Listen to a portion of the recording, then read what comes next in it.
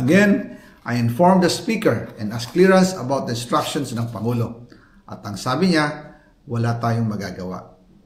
Kaya po nagtataka ako kung bakit sinasabi ni Pangulo na hindi niya makilala ang budget, samantalang lahat na binawas at dinagdag sa mga ahensya ng gobyerno ay humihingi ng approval sa kanya si Sekmina Pangandaman.